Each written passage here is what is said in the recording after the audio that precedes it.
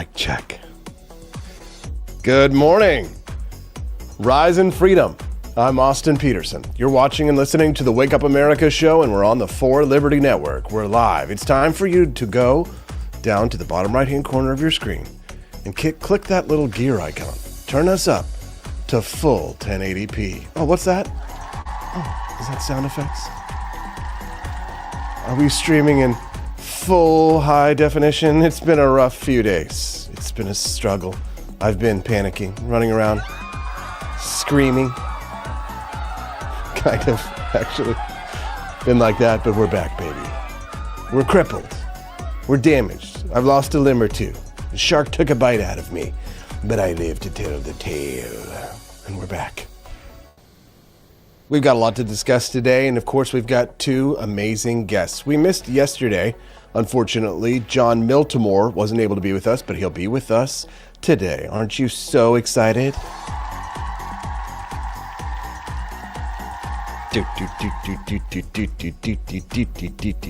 Now, we will be, because of all the changes that have been happening behind the scenes, there will be some things that are missing from the show today. Some elements that will be missing from the show. For those of you who are regular viewers, you might be like, hey, wait a minute, how come there's not this or there's not that? We have the important things, right? We have the important things. We have intro music, right? We've got our applause. You got a little background music. We've got not a million billion clips. I didn't have time for that. We do have lights. We have sound. And we have some audio effects and all kinds of fun stuff. So keep an eye on the Wake Up America show in the coming days, because there are going to be a lot of changes and things that are going to be made to try and help us to upgrade the site. Thank you, Mark Verano. You are the man. Appreciate you, sir. Wow, and you're a monthly supporter, too. Thank you, brother. No cuss word overload today. Gonna try and keep things back to PG-13 rating. We do have some spicy topics to discuss this morning, though. And that is the United Healthcare. It's not gay lighting, Joni Rankin. It's bisexual lighting. Get it straight. Thank you, Floby.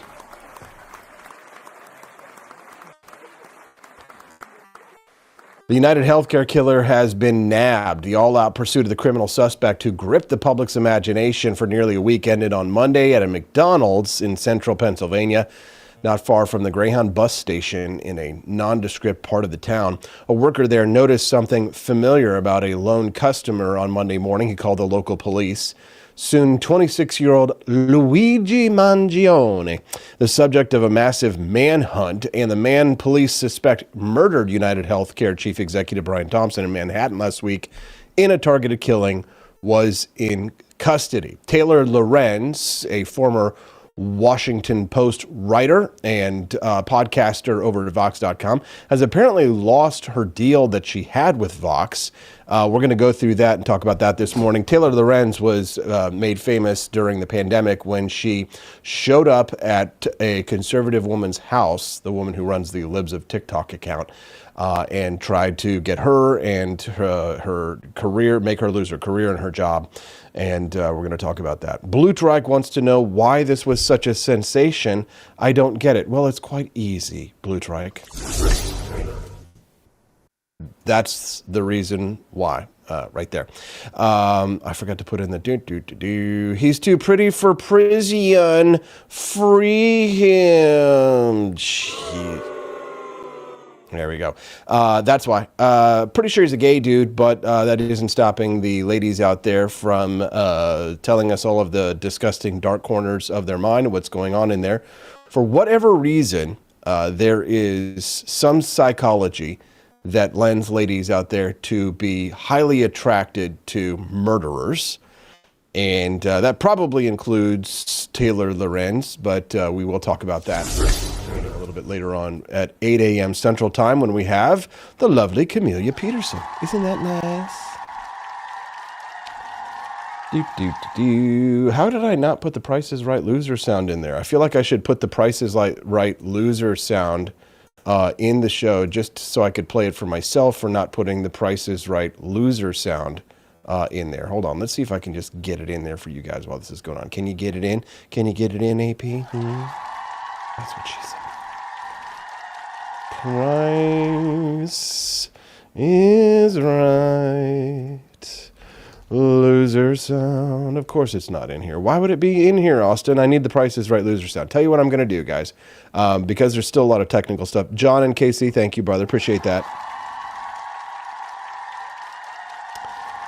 I'm going to get the Price is Right loser sound. If you guys could just hold on, stand by for about 30 seconds. I'll go get it, and I'll be right back.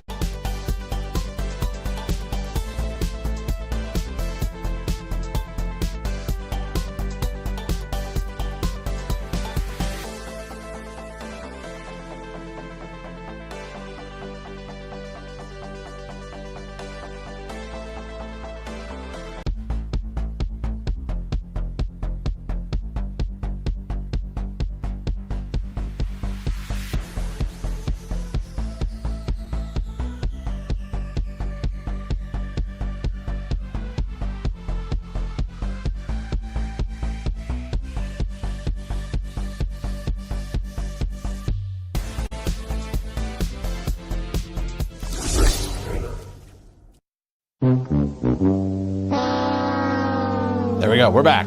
Thanks, guys. I just feel like it's not the same show without some of these sound effects. You know what I'm saying? Glad to have you here, guys. We are kind of stumbling this morning. We are crippled. There are some technical issues with some of the things that are going on here with the Wake Up America show today. So I do apologize that the show will seem a little bit stilted, a little bit hobbled. It's not going to be like, you know, this kind of 2-hour maximum experience that we're used to, but that is coming probably another week or so as we kind of build out our new setup for the studio and recover from a massive cyber attack which happened over this last week. We have been under a vicious assault. Stonegate is the name of the company that owns all my intellectual property. Hackers hacked into, attempted to gain access to our financials. They never did. They attempted to gain access to emails. They didn't access emails, but they were able to delete the email accounts, but they were all recovered. And so I've just been putting out, there's just been fire after fire after fire after fire that I've been putting out, and lots of logistical challenges for what's going on. And of course I got a baby and there's a lot of things going on there as well. So please excuse me if I'm not at my absolute best today. I'm going to give you the best that I've got of what I have left, but I had my leg chopped off, my arm chopped off, but at least I've got my Price is Right sad trombone. Oh, and the most important, one of the more important GIFs. Do not come. Do not come. I'm gonna come.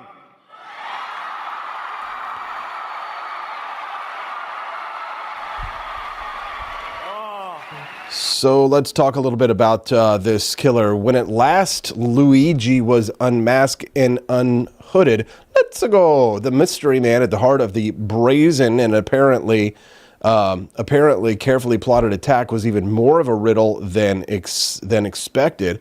He has been held up as a folk hero by some, like Taylor Lorenz, for striking a blow against America's health insurers. He turned out to be a high-achieving product of elite schools. See, that doesn't surprise me at all. An affluent Ivy Leaguer who harbored anti-capitalist leanings that may have played a role. This has always been one of the inherent weaknesses of capitalism, in that it subsidizes and funds and creates and allows the people who hate it and despise it and work against it to become wealthy and to try and take down the very system in which they stand. Anti-capitalist Ivy Leaguers, you could visualize this like as someone who is sitting out on a branch on a tree, and they're just furiously sawing at the branch that allows them to sit on that tree. They're idiots. They're retards. They're retarded.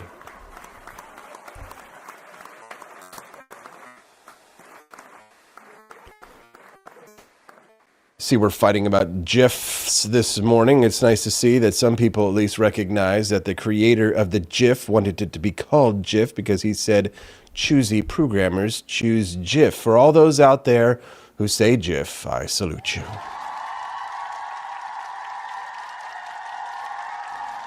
And for those of you who say GIF, like barbarian cretins that you are, I say boo.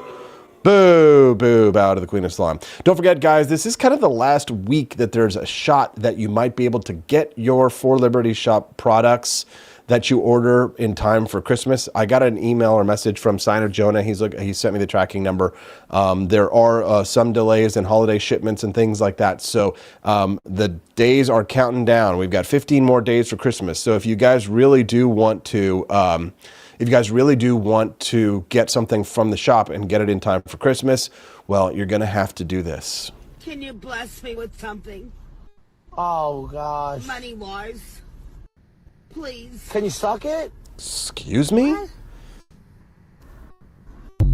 So don't forget, guys, go to forlibertyshop.com. That's the number 4, forlibertyshop.com, and get your awesome Doge merchandise, which you can't get anywhere else in the world, at forlibertyshop.com. That's the number 4, libertyshop.com. Do your holiday shopping where it counts and helps support the growth of the Wake Up America show. It's a lot of the problems that we have, guys, not just like the hackers who have been attacking us, right? I've been a target on some people's radars, but a lot of the problems that we're having right now are really just growing pains.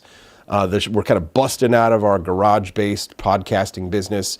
Things are going very well in many ways. So this stuff that's been going on lately is just a temporary setback. 2025 is going to be a better year than ever. I can't wait to share with you my New Year's resolutions.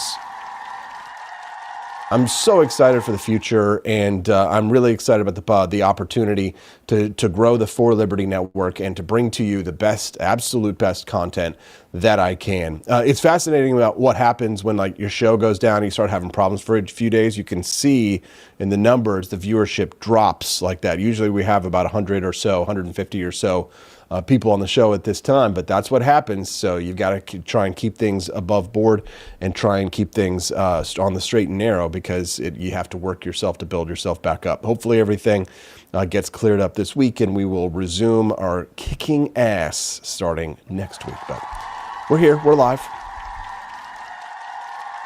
Nice to see you, Kilsharian, Floby Tenderson, Somniferum 75, Cecilia H., Quest Fanning, Blue Trike, Floby Tenderson, Joni Rankin, you're the ones who count anyway. Tater Salad, can you bless me with something? Good to see you, bud. First time here, nice to meet you. Bucks Nasty, what's up, Bucks? How you doing, bud? Glad to see you, as well as John and KC, the people who matter are here.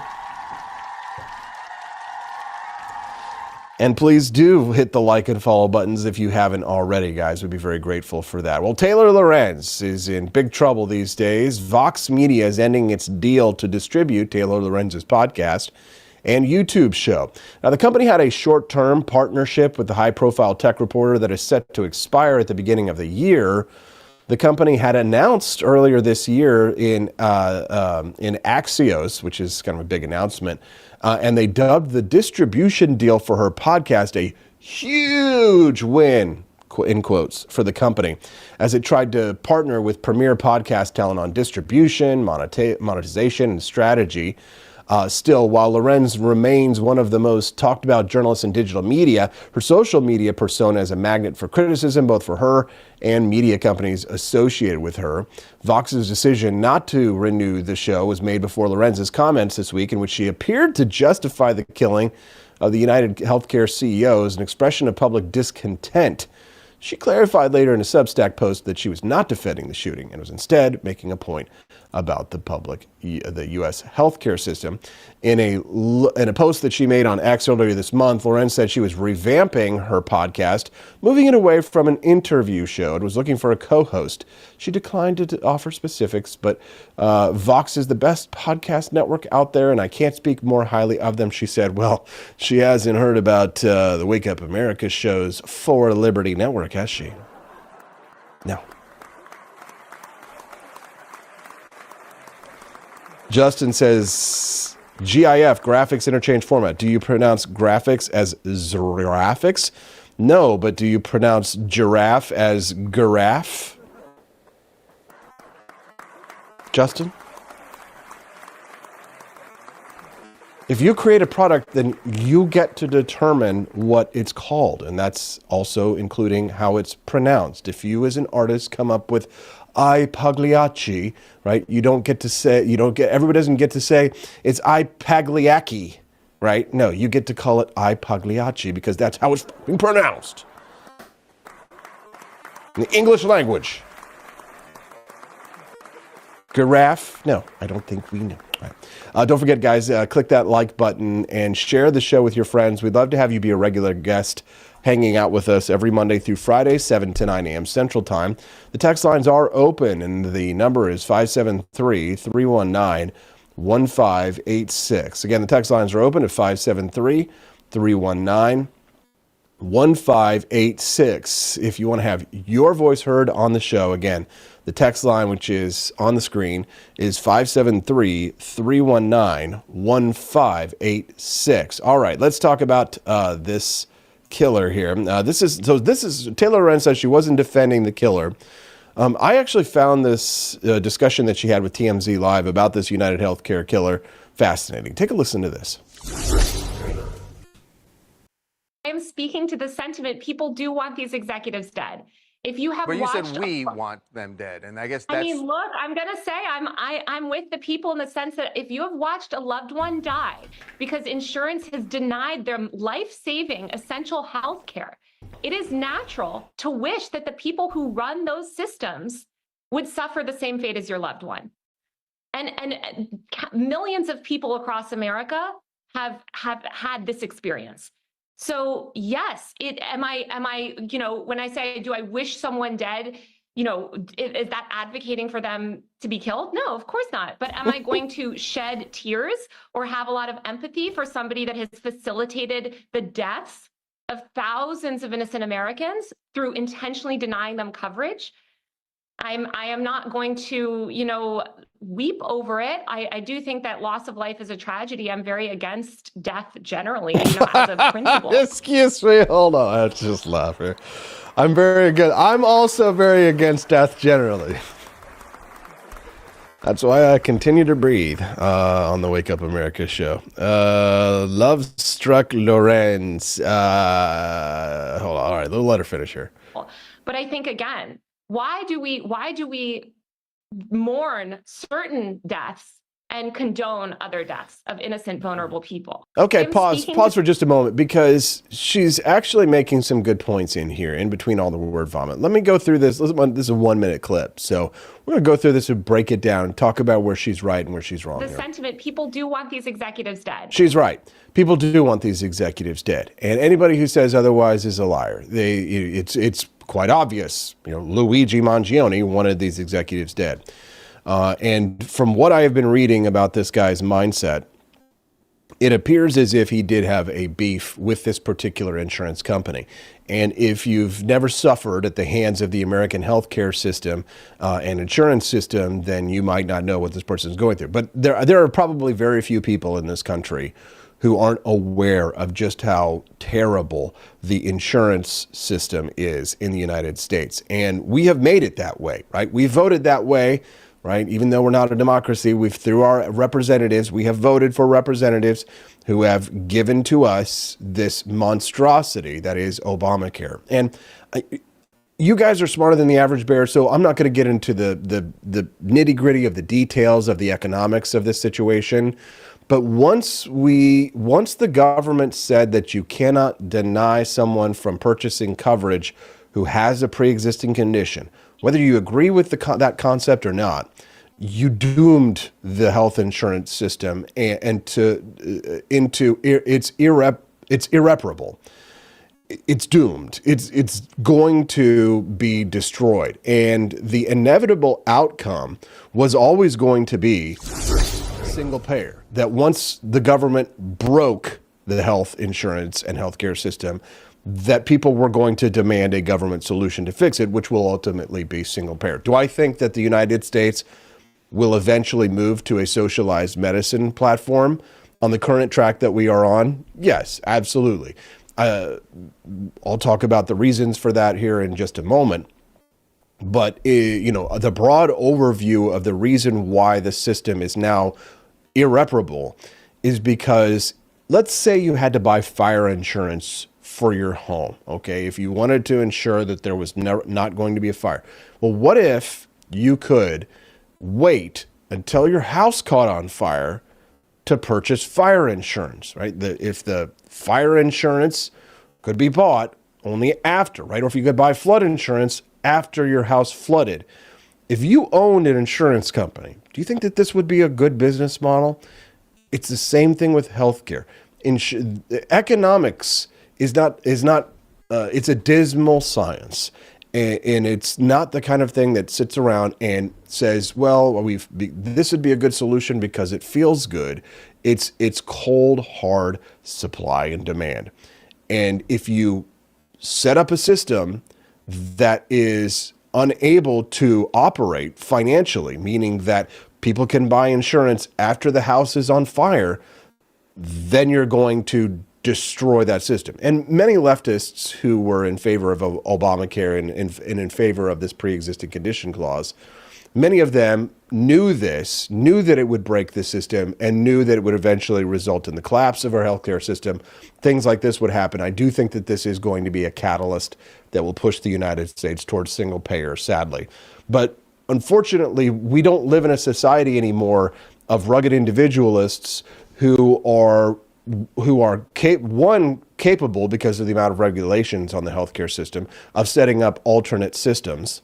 There are a few out there in some certain states. For example, in Oklahoma, you can go to the Oklahoma Surgery Center and buy a surgery with the prices of the surgery listed like a menu. You go out and you see like what are the prices. You can actually see what the prices are. Now, it should be like that for everything, and Donald Trump has moved to make changes to the health insurance.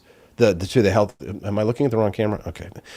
To make changes to the healthcare system so that there is transparency in pricing. And I absolutely do believe in that. But eventually this system is going to be destroyed. It's going to go broke. It cannot last because the model is completely broken. You're just not going to be able to operate an insurance company that it's destined for failure because people can buy the insurance after they're already sick. Now, does that sound cold and does that sound callous? Yes, it does. Is that the law of economics, whether we like it or not? Sure. It just means that, and so what we've seen is the insurance companies, in order to protect themselves, in order to react to the pre-existing conditions, they have actually increased the number of delay, defend, depose, deny coverage, right? That's what the killer wrote on these bullets that they found at the scene. I'd love to hear your thoughts on this. You can send us a text at 573-319-1586. Again, the text lines are open, and I'd love to hear your thoughts on this. 573-319-1586. Justin, my brother in the chat, says the problem is you can have the insurance and get denied. Now, that is effery. Yes, it is. Justin says, insurance is zero guarantee of coverage. Thank you. Yes. Brother coming in with the 200 IQ takes. Quantum says, forcing someone to have to use insurance because they artificially inflate the prices of healthcare so much is also crap. Yes, it is. But the problem with the health insurance system, too, is that in order for the health insurance, the way that the health insurance system used to work is that you would use it for catastrophic coverage. If you're in a car accident or you have a broken leg or a broken arm, you would buy health insurance for things that would be that you really needed, right? You didn't get used to get health insurance plans, and the health insurance would cover, getting the flu and maybe your yearly flu shot or whatever it is. Oh no, not the flu shot, Austin. Don't say flu shot. Where's my Michael Scott? No, it's not programmed in there. No, God, no. I'll do the Michael Scott now.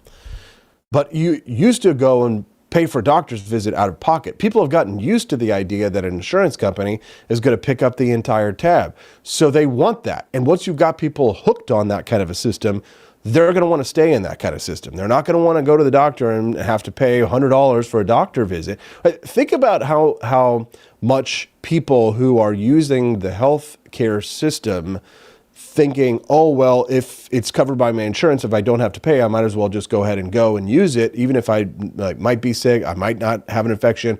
Maybe I do, maybe I don't, right? If you had to pay for it out of your own pocket, you might say, oh, well, maybe I don't really need to go visit the doctor there. And you're like, oh, well, it's my health. You need to do everything you can for health. And like you see this in people who are at-risk populations, right? And there is a neurosis. Right?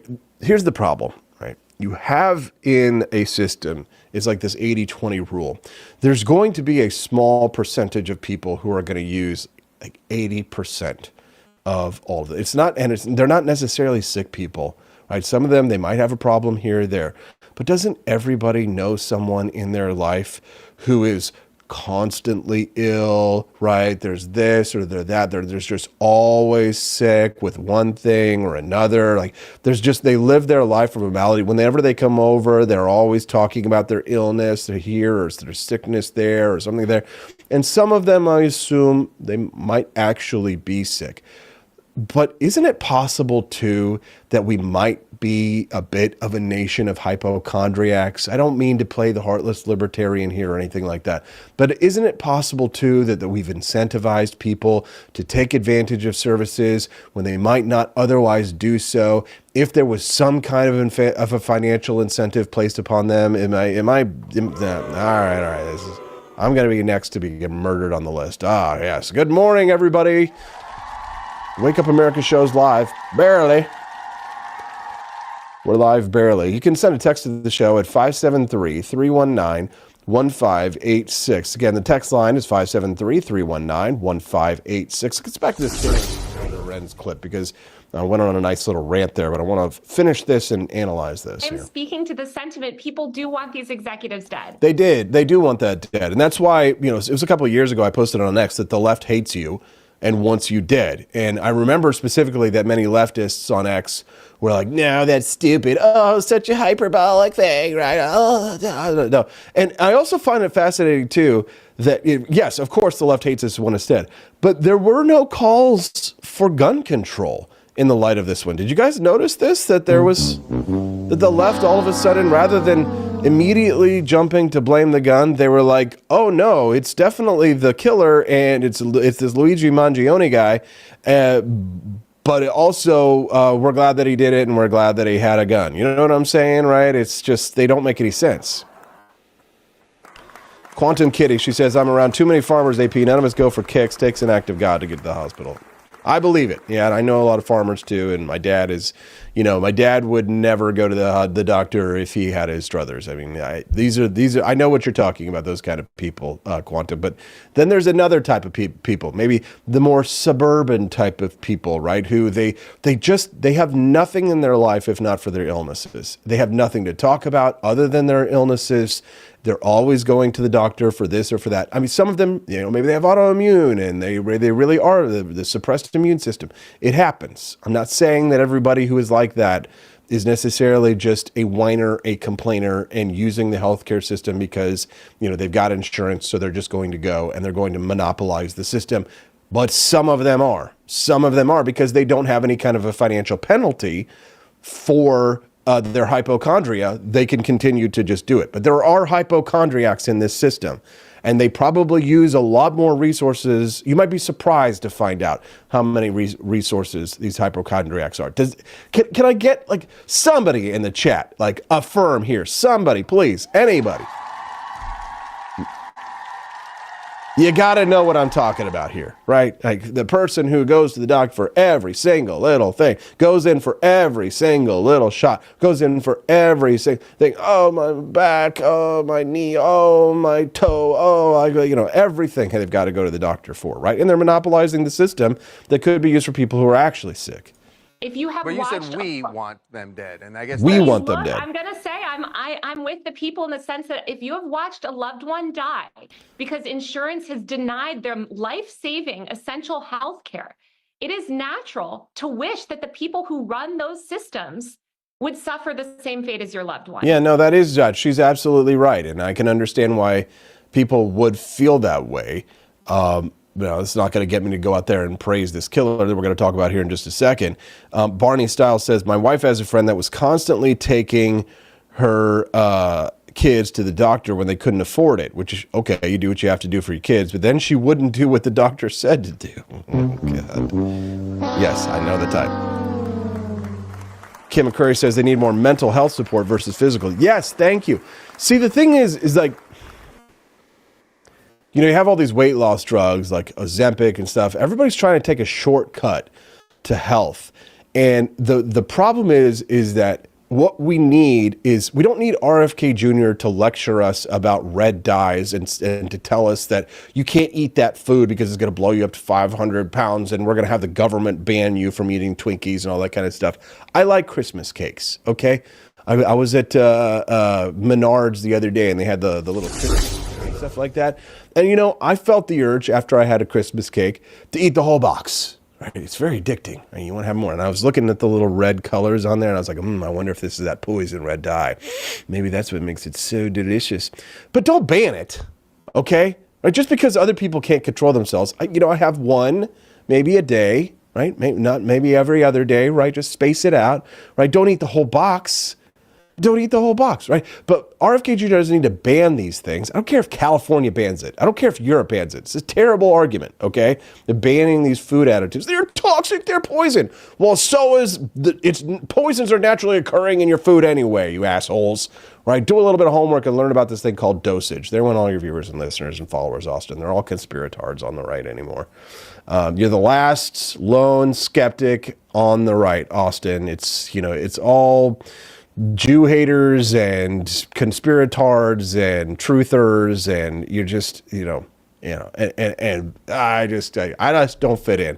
I'm on the island of misfit toys, and I'm the only misfit toy. Does anybody else ever feel like that, right? It's like, I can't turn around and somebody is just like, 9/11 was an inside job. I'm like, oh, okay. It's like, I'm a libertarian, but I want to ban every single kind of delicious food that we have in this country because California, Europe does it. Well, God, just leave me alone, please. I'm just not like you. I'm not like any of you. I'm not one of you. I'm different. Can't you see I'm different? I think for myself, for the love of God, and I pronounce it like Jeff. I pronounce it like Jeff. It's called Jeff. For the love of God, I'm all alone. Oh, God. I'm going to have a mental breakdown. Healthcare. Seed oils are poison. I don't care. Give me my seed oils. They're delicious. I want to eat my poison. I don't go to McDonald's and think to myself, oh man, I really want to get a cup of yogurt, healthy yogurt, right? I don't go to Culver's and think to myself, I don't want a butter burger. I want a lentil burger. Give me, if I wanted to eat lentils and beans, I wouldn't go to those places, right? I know what I'm getting. Don't take it away from me. If you want RFK Jr. to do a little bit of good, just send the kids to fat camp. Okay, like take your little fat kids. They need to take away the kids who are fat from their parents, forcibly separate them at the border, and send them to fat camps. Who's with me? I agree. Make fries and tallow again. I would like those. They're more delicious. But since we subsidize the corn and the canola, and nobody's going to get rid of the subsidies. What I love about this whole conversation about the seed oils is that like the conspiratards, they're like, it's poison. You have to ban them. The government's not going to stop subsidizing them, right? Because they're tied up in the SNAP programs in the EBT. So you're going to subsidize corn and soybean. You'll subsidize it on the taxpayer side, and then you'll ban it. So what happens to a product, an agricultural product, when you both subsidize its creation and banned the creation of it, right? It's hilarity ensues, right? Like, is anyone else seeing this? I feel like I'm taking crazy pills.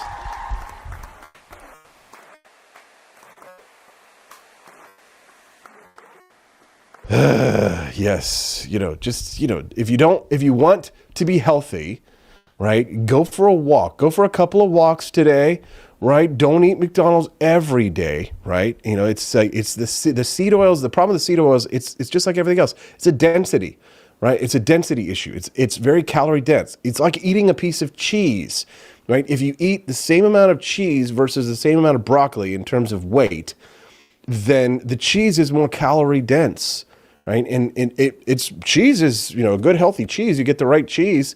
There's nothing wrong with a good cheese. You get a nice goat cheese, right? Cheese isn't necessarily bad for you. The problem is that it's so calorie dense that it's easy to overeat it because it adds like 150 calories to your cheeseburger, right? If you eat a burger, the meat is going to be like 350 calories, the bun, and especially if you got a big like greasy burger, and then once you add a slice of cheese on that, now you're at like 600 calories. And then if you add a bun on top of that, if they're like the non like ketogenic or whatever buns, there's another 300. So your burger ends up being like, 12 or 1300 calories for the burger. And if you're on a 2,000 calorie diet, you've only got 700 more calories to eat for the day until it's all over. You want to have a glass of beer at night, or you have a glass of wine or something like that. There's a whole nother problem on that one. But the government cannot make you healthy. The government is going to make you healthy. So I don't, if the red dye number 7 or the yellow dye or if they're toxic, here's the problem. They got rid of all of the quote unquote toxins in the United States before, right? You know what happened? Customers complained. They wanted them back. Right? They know that when they're eating Fruit Loops that they're not eating something healthy, right? That when we found out, they're like, oh, well, what about cigarettes? They told us that cigarettes were healthy and cigarettes weren't healthy. Yeah, but we didn't ban cigarettes, right? We didn't ban them. We didn't ban the cigarettes. You can still buy cigarettes. And there's a warning label on there. They say this is toxic. It can kill you. Fine. Right? You want to do that? You put the warning label on it. This is toxic. It can kill you. But guess what? People are probably still going to eat it. Yes.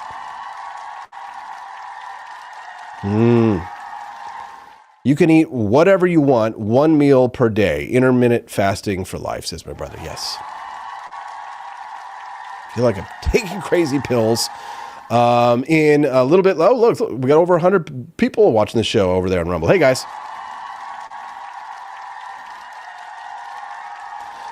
La la la la la. We'd love to hear from our listeners. You can send us a text at 573-319-1586. The text lines are open again at 573-319-1586. I'm loving this Scott Jennings over on CNN these days. He's got the bass. If you're on the American left tonight, here's my chart. The good guys today. If you're on the American left tonight, here's my chart. The good guys today, Daniel Penny. The bad guys, Luigi Mangione. It seems to me. How do you? Everybody what's on the left, chart for victims? I'm just telling you what I see out in the world. I know. Today. I what just want you to finish the today. chart. The victim, which victim is good and which victim is bad. What I'm telling you is that's not on the second page. People on the left can't seem to tell the difference between the good guys and the bad guys. People on the left. That's I'm right. asking you whether you consider this person. We had people praising I want Luigi to know and whether attacking you Penny. think that, one is good, as one Congressman Crane does, that Daniel. If you're on the American left tonight, gotta love it. Gotta love it. Scott Jennings over on CNN, the token conservative. Yes, somebody was saying. We're talking about the killer this morning, United Healthcare Chief Executive of the killing of the United Healthcare Chief Executive Brian Thompson in Manhattan last week by Luigi Mangione, allegedly. A review of his reading diet. They found this guy's list of his reading his books from Goodreads.com. This is a fascinating tidbit on this guy.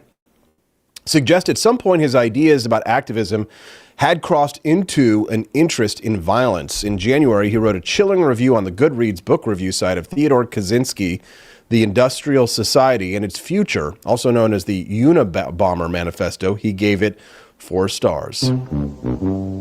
Thanks. It is fascinating, though, that how the left's morality works, that you have someone like this who is a cold-blooded murderer who went out, who got a gun, of all things, and put a suppressor on it. And it was a ghost gun, by the way, like those scary, terrifying guns that the left has been warning us about. And the suppressor apparently was also 3D printed as well. So it was a ghost gun and a ghost suppressor, neither of them registered, and totally illegal in New York City, of course, to have the gun without the permit. And it's impossible to get a permit in New York City anyway. So multiple gun crime felonies, right? And then on top of that, murder. A guy murders the guy. So the left should hate this guy. He had a ghost gun. He printed a suppressor. He had the gun in New York City, right? But because he murdered a healthcare CEO, no problems with the guns, no problems with the suppressor. No, he's a beautiful man, and many women are now talking disgustingly, posting about how they want to do awful, terrible, evil things to him in bed. However, Daniel Penny, no gun, protected other people, saved people's lives, took someone dangerous off of the streets, but he's terrible, he's awful, he's evil, and that is the left's morality. It makes no sense. It makes no sense. But I would love to hear your thoughts on this topic and many more. We're going to have Peterson to talk about this in a little bit less than 10 minutes. Can't wait to hear from Camellia. Still getting my sea legs underneath me from the Wake Up America show. Barney Styles asks, was it a homemade gun or just a filed serial number? I was listening to the news this morning, and I was reading that it was a ghost gun, that they said it was a ghost gun. But when I think ghost gun, that means to me, when someone says ghost gun, that means that a manufactured firearm that does not contain a serial number, typically 3D printed. But it is possible that you are right, that it could have been that he just filed them off. I've never heard someone refer to a gun that had the serial number filed off of it as a ghost gun, but maybe you might know that. In common parlance, let me know. Hey, Steelbringer, thanks, brother. Thanks for blessing me with something. Money-wise. Can you bless me with something? Oh, gosh. Money-wise. Please. Can you suck it? What? Yes. Justin saying, also, your audio sounds great, AP. Oh, thank you, Justin. The nice thing about all of these problems in the studio is that I'm coming back stronger and better than ever before. I actually have been making some tweaks to the audio setup so that the volume is good, that you're not getting the studio ambiance is not there, right? So I had to add in all these things. I could make it worse by taking off all these filters and things like that. But no, I'm very excited about the direction that things are moving. I'll spare you the gory details, but needless to say, we are making upgrades here over at the Wake Up America show's For Liberty Network, and things are going to be amazing in 2025. I'm so excited, guys. I can't wait to share with you all of the exciting things that are happening in 2025 and to share with you my New Year's resolution. So make sure you put yours on a map. Mine are fewer seed oils. Mongoose87 says, I think the slide was 3D printed. That's where the serial number is. The slide was 3D printed? I don't know if you can make a 3D printed slide that's operational, because you'd have to have a steel barrel, right? But if it's a slide, boy, man, I wouldn't want to trust a 3D printed slide. Usually I thought that the 3D printed part is the handle, and then the slide and the barrel are steel in order for it to not melt, right? So I would think that a 3D printed slide would be kind of janky. I mean, you'd have to be really good at filing that thing down, and a plastic slide, there'd be all these catches. I don't know that would work. In Luigi Mangione's review of Ted Kaczynski's Unabomber Manifesto, he wrote this. He had, talking about Ted Kaczynski, Luigi is saying here, he had the balls to recognize that peaceful protest has gotten us absolutely nowhere. And at the end of the day, he's probably right. When all other forms of communication fail, violence is necessary to survive. You may not like his methods, but to see things from his perspective, it's not terrorism, it's war and revolution. Some people are already out there saying things very similarly. They're saying, oh, well, the American Revolution, the Americans used violence. And violence was being used against them, of course. He says it's not terrorism. Well, it definitely meets the definition of terrorism. And I'll be interested to hear what Camelia Peterson has to say about that. There we go. Is that too loud? I got to go to commercial break, guys. Yeah, it's way too loud. There we go. Let me turn it down a little bit. There we go, guys. All right. So I'll be right back with Camelia Peterson. Thanks so much for sticking around while we've had all these issues. We will be continuing to make harder, better, faster, stronger. We'll be right back with Camelia Peterson on the Wake Up America show on the 4 Liberty Network.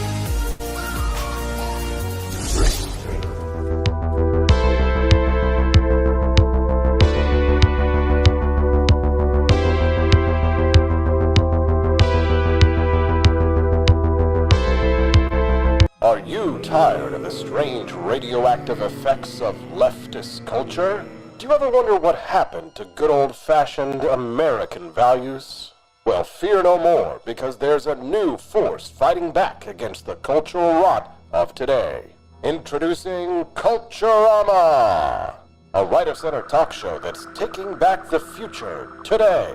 Hosted by none other than blonde bombshell herself, Daniela Pensack. She's not just talking, she's taking culture back. With sharp takes, brilliant guests, and a few surprises along the way. Tune in to the live video podcast twice a week, because the future doesn't have to be weird. It can be Culturama. If there wasn't going to be somebody who was a fiery champion of liberty, somebody who would get out there and who would be aggressive, and if they wouldn't do it with more fire or passion than I had, then I would go and I would fight this battle for us. I've fought for the principles that we all share. Parties tend to be secondary to me. We're here because we believe in the principles of liberty. I am not a perfect messenger, but I think I'm a damn good one. This is a replica of our first president's flintlock pistol. You have my full support, my respect, and my gun.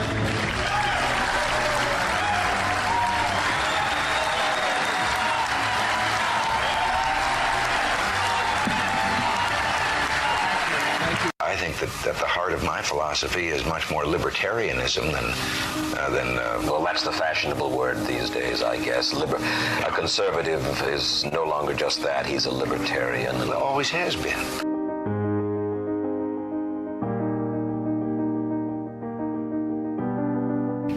Yet any time you and I question the schemes of the do-gooders, we're denounced as being against their humanitarian goals. They say we're always against things, we're never for anything.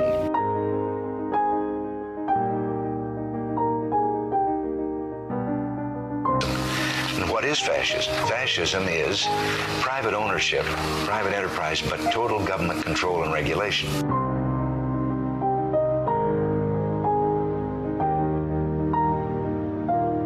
Well, the trouble with our liberal friends is not that they're ignorant. It's just that they know so much that isn't so.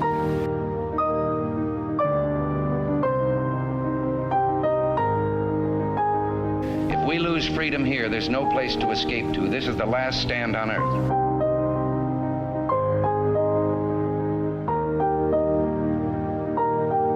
This is the issue of this election. Whether we believe in our capacity for self-government or whether we abandon the American Revolution and confess that a little intellectual elite in a far distant capital can plan our lives for us better than we can plan them ourselves.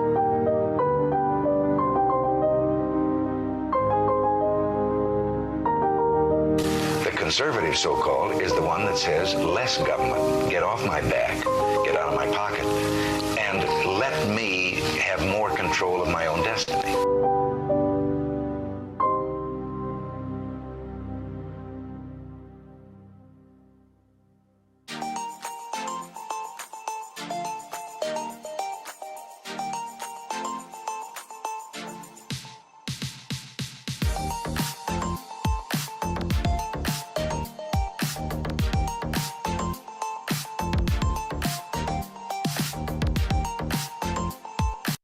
Do you hate the deep state?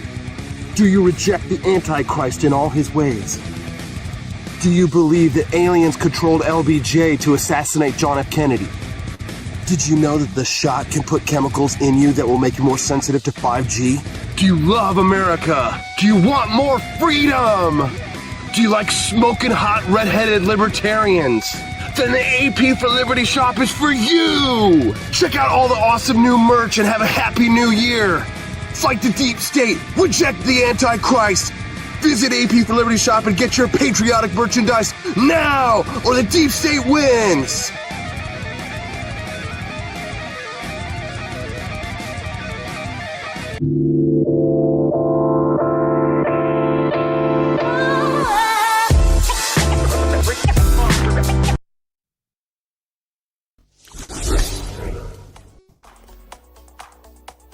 Good morning.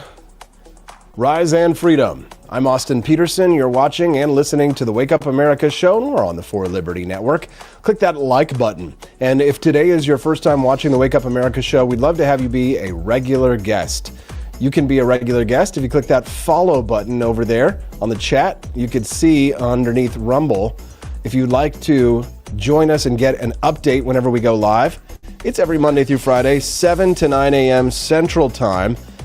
Grateful to Pulp Fiction Buff. Says, so glad the show is back up. Yes. Stephanie's over there in chat saying, thanks to the rants, everyone. This week has been expensive. Yes, it certainly has.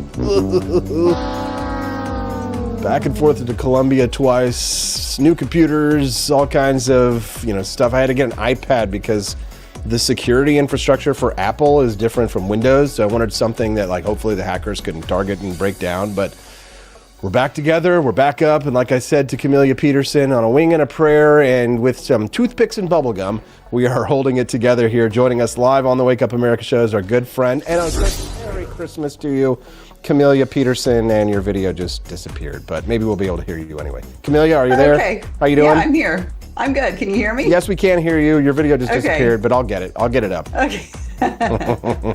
How you doing today, CJ? Merry Christmas. Thank you. Merry Christmas. I'm doing very well. Thank you. I am grateful for a warm house and my family. So it's been a good weekend. Good. Well, we're glad you're here with us, CJ, and looking forward to talking to you a little bit about this topic with this Luigi Mangione, who is allegedly the man who killed the United Healthcare CEO. And honestly, I'd like to get your take on this story, just big picture, before we drill down into the details that are sure to make you blush when we talk about all of the women out there who are already eroticizing him. But we'll get to that a little bit. Okay. Big picture here. Big picture, when all the pieces have come together and you read the whole story, I think that this is a story of mental illness. And, somebody who was obviously bright and promising, and for whatever reason that I don't know that there are any explanations for necessarily for why he went down the path that he did. But, I think it is the mystery of mental illness and, what people will do when they get inside their own heads. And, one of the, I think, things that's a key indicator of that are, those Twitter comments to him from his friends who said, hey, I haven't heard from you in 6 months. You've dropped off the face of the earth. Where have you been? Are you okay? So I think that, that shows that he was not in his right mind, even if everything that he did looked clearly well thought through, and he was clearly, brilliant in terms of intelligence. So it's none of it is surprising as far as his capabilities. But really, really unfortunate. And I think you always look for some way to explain these things, somewhere to place the blame for it. And we could probably talk about, a dozen different societal ills that contribute to this sort of thing. But in the end, I think this is one of those things that there's probably no good answer for. Yeah, it's the thing is, he wanted us to know who he was. He wanted us to know why he did this. It wasn't as if this was just some random slaying. This was a targeted assassination with intent. He wrote on the bullets. He left a manifesto. He talked about the situation that with his grandparents, I believe, with their illnesses, and they had suffered at the hands of the American health insurance system. And then he starts reading The Unabomber, which there are a lot of people who have been romanticizing The Unabomber in recent years. Like, it's not just like leftist terrorists that have been romanticizing him. I frequently will see, for example, in our circles, like the libertarian community, for example, they will also echo similar sentiments as The Unabomber. Here's what Mangione wrote in his review of Ted Kaczynski and his manifesto. Mangione, Luigi, wrote, he had the balls to recognize that peaceful protest has gotten us absolutely nowhere. And at the end of the day, he's probably right. When all other forms of communication fail, violence is necessary to survive. You may not like his methods, but to see things from his perspective, it's not terrorism, it's war and revolution. So the conversation that Mangione wants to have is to say that, you know, people, when they're desperate and they have no other options and they feel they're not being heard, they resort to violence. That's true. It may not be right, but how do we weigh and balance the morality of violent actions when people like this try and compare their actions to people who killed people like George Washington did? That's tough, right? It is sometimes in history, right? You know, what is right or wrong is determined by who is the victor. Yeah. And so I think that is the moral quandary, like what's justified and what's not justified. And the problem is like you have to draw that line somewhere, or your society literally descends into chaos. And so this is something, you know, targeting an individual who is, you know, even as a CEO, though, is really just a cog in the wheel. It crosses that line. And so I don't, you know, and it's interesting because he's not from a poor family, right? He's from, you know, he seems to have, you know, a good, stable background. He has a family member who's in elected office, if I read that correctly. I mean, it's not like he had a rough upbringing or anything like that. So it is a little bit of a mystery in that. And I think that, you know, probably some of these things that he talks about, you know, whether it's with his grandparents and whatever else, those are things that are common to people all over the world. And people who are in much worse, much more dire circumstances, and people who don't have the financial wherewithal to have any kind of cushion or anything, where it sounds like probably his family did. And so I think that speaks to just a mental weakness, something that really is defective in him personally, that leads to these kind of actions, and anybody who takes those kind of actions, because, you know, as far as resilient as humans are, we can be very brittle. And if you've worked with mentally ill people, and I worked with people with mental illnesses for several years, and it really strikes you just like how fine the line is between you and the tipping point over to where you just like you lose your mental faculties as far as sanity goes. And so it's a scary prospect, but I think that it does go to show that that's that unexplainable part of things that, you know, one of these days, if they ever scientifically figure out the key to mental illness, why, you know, so many problems in our world will be resolved. The thing about this story that it just really hits home with me is, you know, I'm reading from the Wall Street Journal. It says that Mangione suffered from chronic back pain that affected all parts of his life, including his ability to have a romantic life or enjoy sports such as surfing. It was always sort of a shadow with him.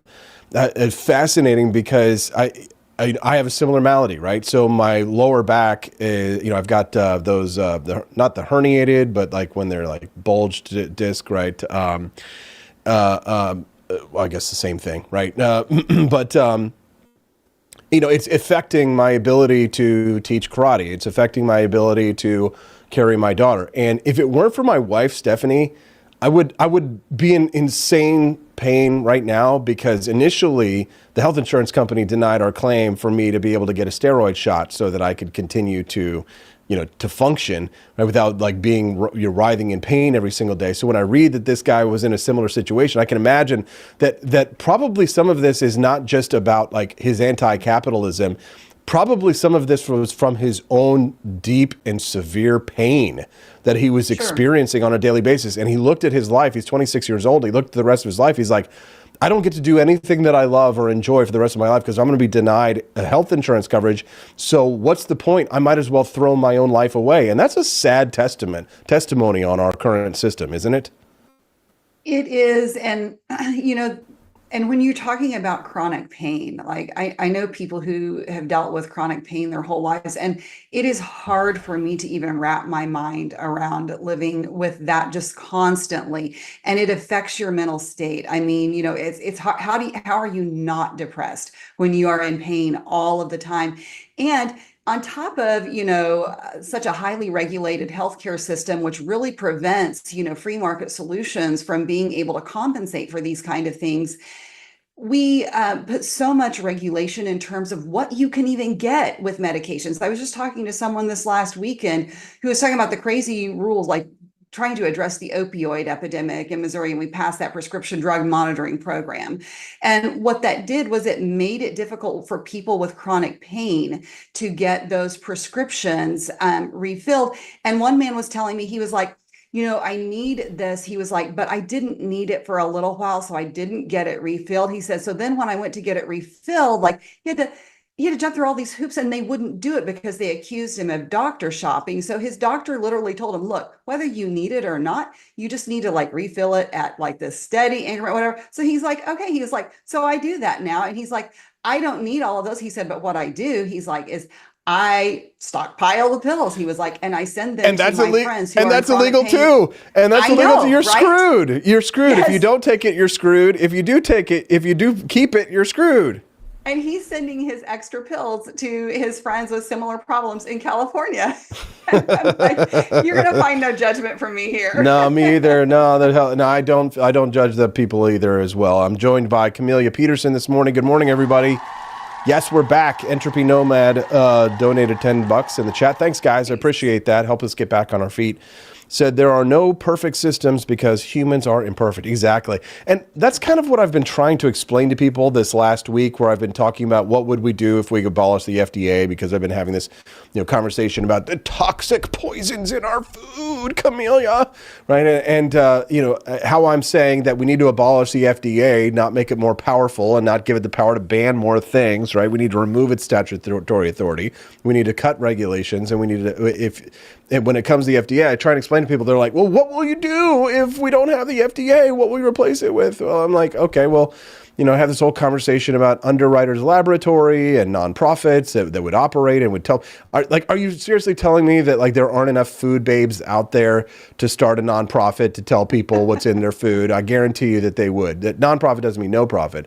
But then the problem is that everybody like commits these fallacies when it comes to like improvement of our society. When like a Javier Milei comes along, or a Camellia Peterson or Austin Peterson comes along, we're like, we want to abolish the FDA. They're like, well, what are you going to do instead and stuff like that? Well, it's like they're like, what will happen in this situation or that situation? And it's like you have to try and explain to people, I am not offering you a perfect system. Right? I'm offering you a better system. But the politicians who lie, Camellia, they sell you on the government system. Oh, the government will take care of it. They can just say the government will do it, the government will do it, the government do it. And our weakness is that we have to say private ratings agencies will spring up, likely. I can't give you a perfect solution. I can only give you a better solution. But people don't want that. They're going to use this slang to push for universal single-payer healthcare, aren't they? Yeah, I mean, it requires personal responsibility, right? All of those things require more work. It's personal responsibility to be more aware of the consequences of your own actions and what you buy and what you consume. And the problem with something like healthcare, where we've gotten so far down the road in government mandated regulations for healthcare and subsidies and Obamacare, all of these things. And you get to the point where people are like, well, if the government is paying for it, then we must have rules, right? So it's like, it's this cycle that continually the noose gets tighter and tighter. And it ends up like there's no opportunity for, even if someone, really think about that, like the example with trying to get the medications for chronic pain, even if someone is taking advantage of the system and they're doctor shopping and they're doing it because they want to get high or whatever the case may be, like, in order to control somebody's life who is doing that, we then make life miserable for the people who really need it. And that is, it's hard to get people to see this picture because they look at a problem that seems insurmountable and that we need to alleviate the suffering of people, right? So they think, well, we can't do anything about it. We must let the government do it. But you could, like, the people who you eliminate the possibility that people will step up and help people in financial ways, because the United States is the most benevolent, giving population in the world. And we are slowly but surely chipping away at that because we are telling people that this is not your job. You don't need to do that. The government is going to take care of this because you can't possibly do this, because if you are going to take care of them, like, how are you going to control what they do with what you give them? And that's a huge part of the problem. Yeah, no, completely agree. Thank you, Camelia. If you like what you're hearing, make sure you click that like button.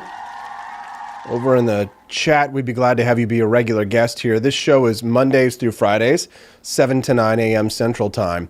Did you did you see the irony in the left refusing to call for gun control after this one? This slang, Camelia, it's fascinating.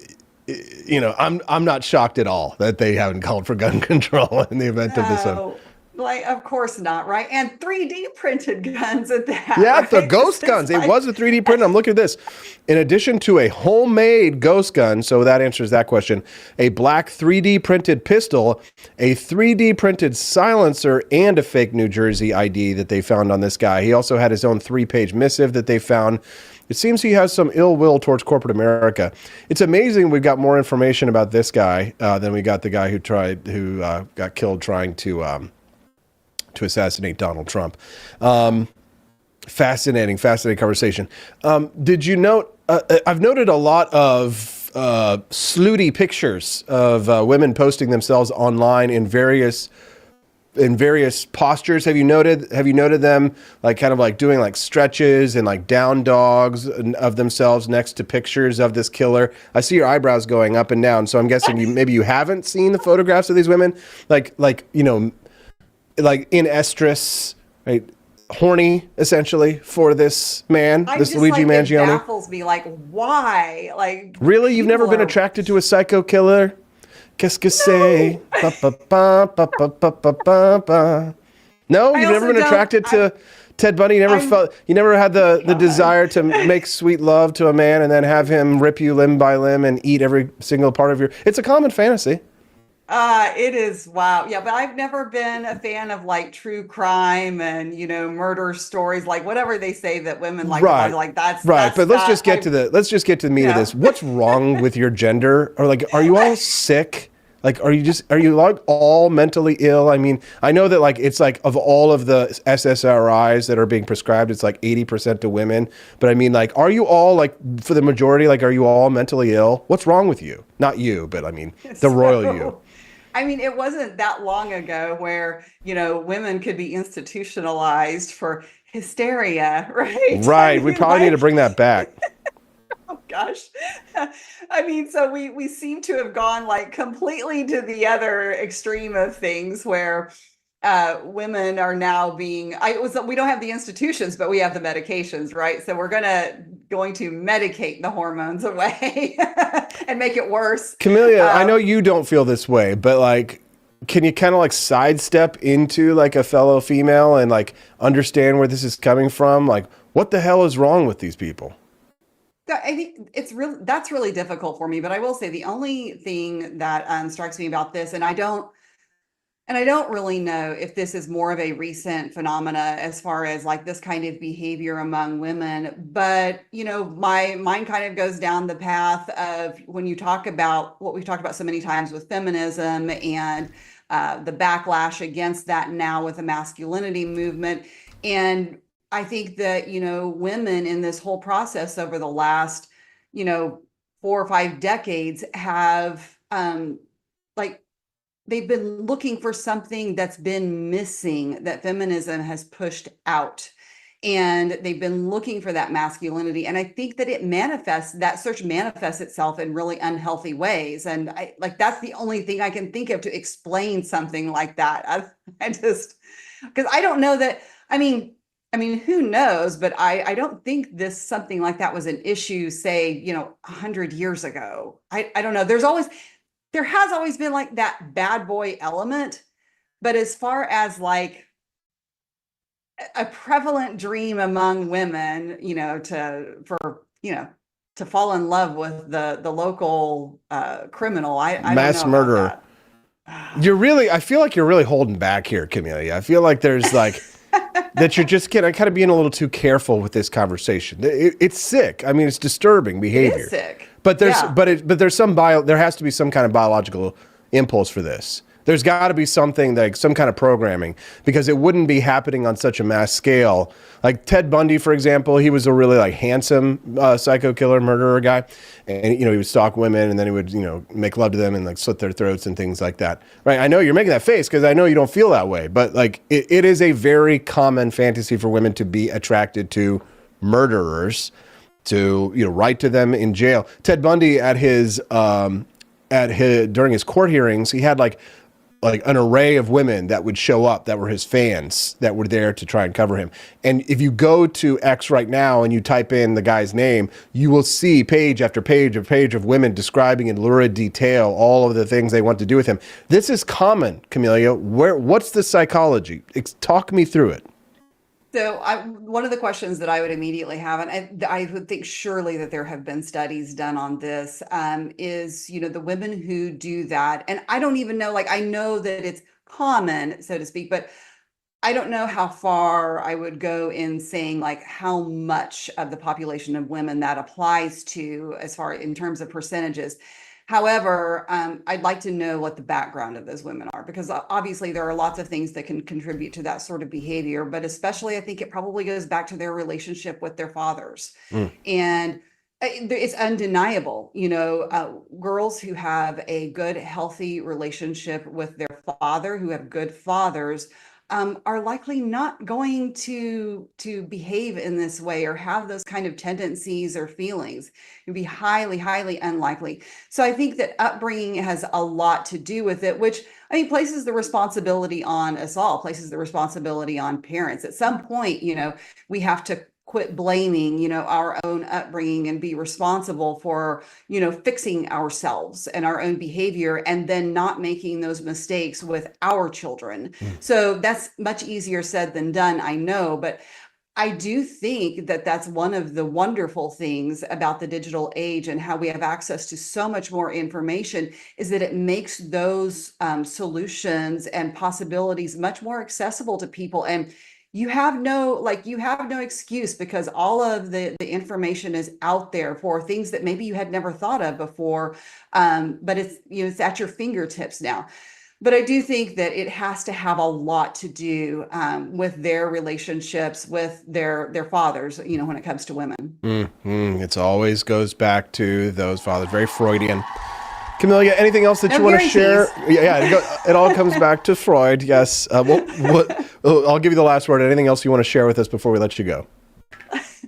No, I just, I would say as a parent, I guess this makes me think of, my own children and whatever. And I don't have boys. And so, but I will say that one of the things that, I've always done, I had a good relationship with my dad, still have a good relationship with my dad. And that is absolutely formative, for who I am today. Yeah, that's why you're not fucked up.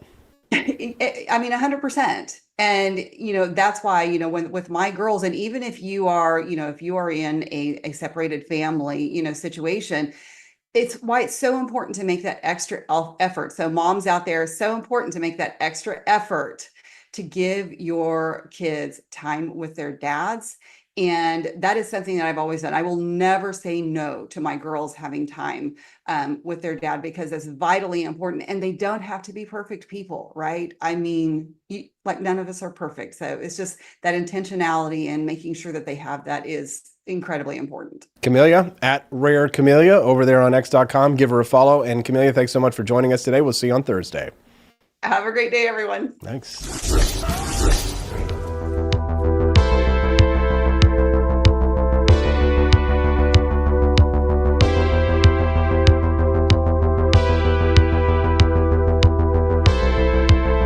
Are you tired of the strange radioactive effects of leftist culture?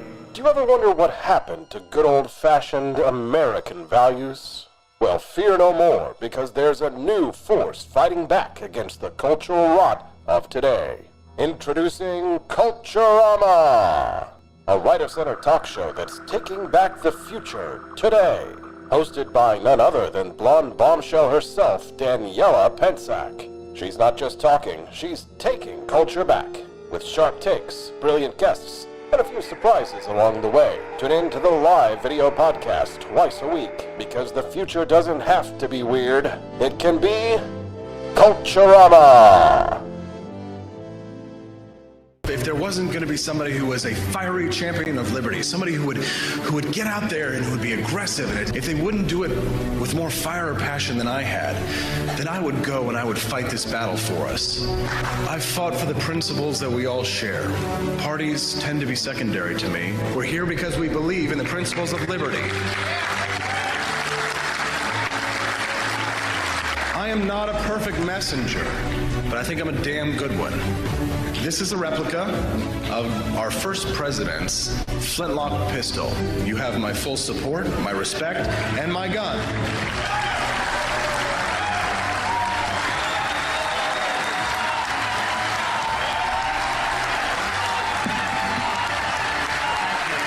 I think that the heart of my philosophy is much more libertarianism than well, that's the fashionable word these days, I guess. A conservative is no longer just that. He's a libertarian, and always has been.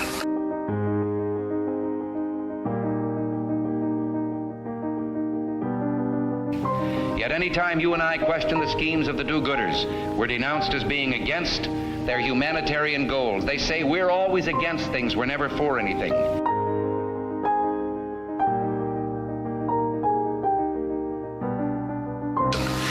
What is fascism? Fascism is private ownership, private enterprise, but total government control and regulation.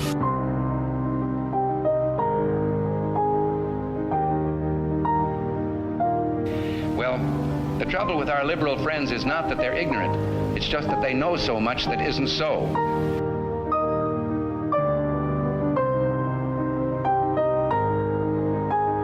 If we lose freedom here, there's no place to escape to. This is the last stand on earth.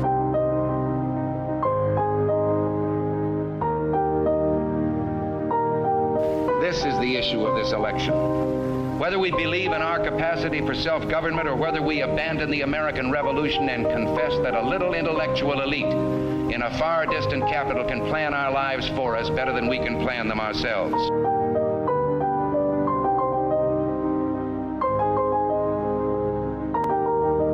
The conservative, so-called, is the one that says less government, get off my back, get out of my pocket, and let me have more control of my own destiny.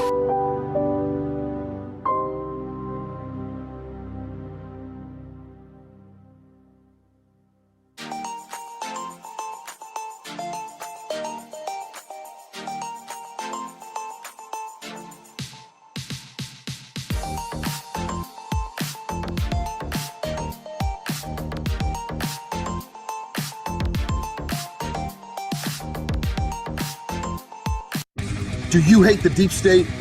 Do you reject the Antichrist in all his ways?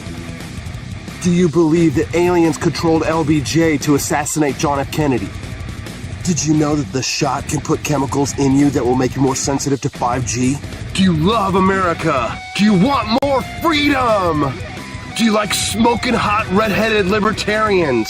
then the AP for Liberty shop is for you! Check out all the awesome new merch and have a happy new year! Fight the deep state, reject the Antichrist! Visit AP for Liberty shop and get your patriotic merchandise now, or the deep state wins!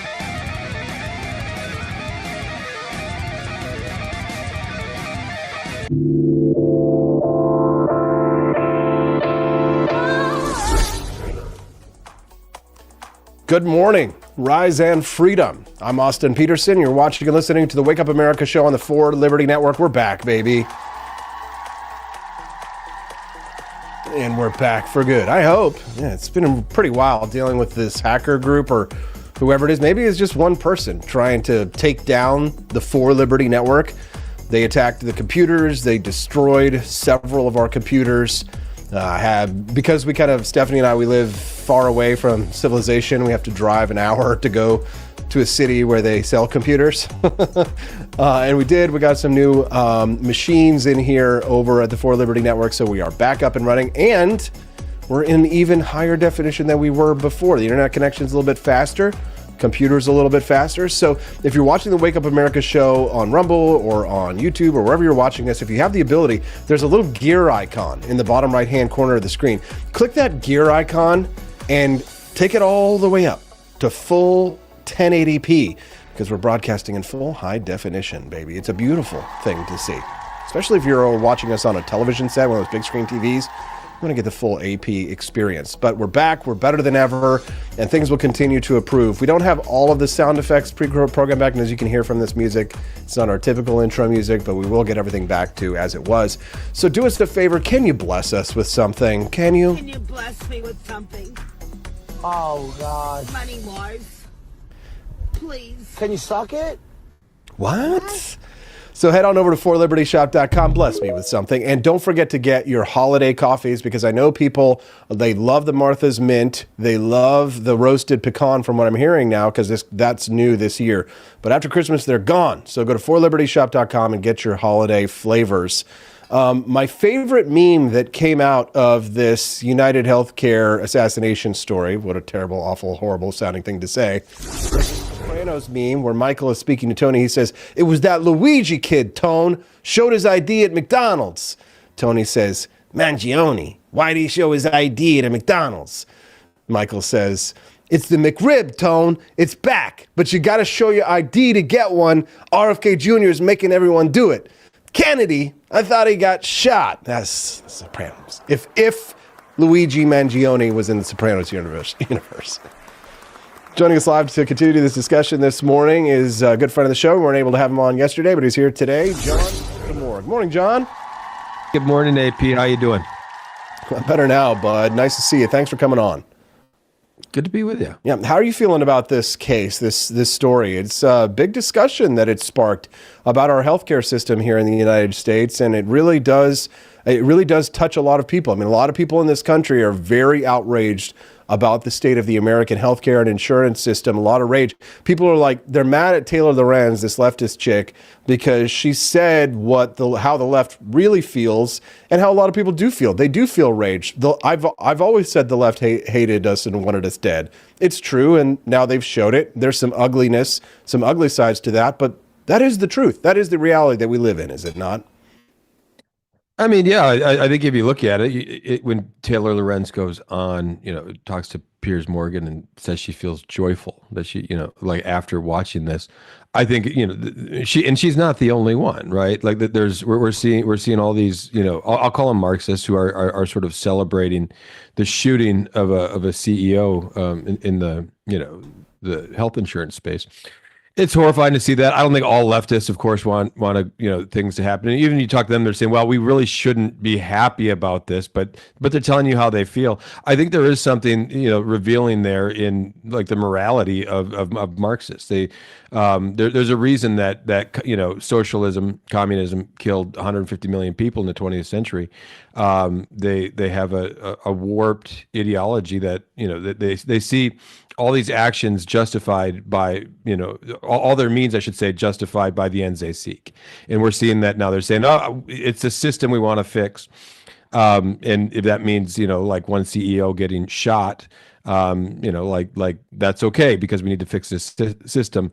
It's a perverse, ideology, but the larger story I think is really interesting. And I'm not worried, the insurance part is part of this story. And one of our economists, Pete Earle, has a great story coming up looking at some of the what's going on with insurance. It's a very underreported story.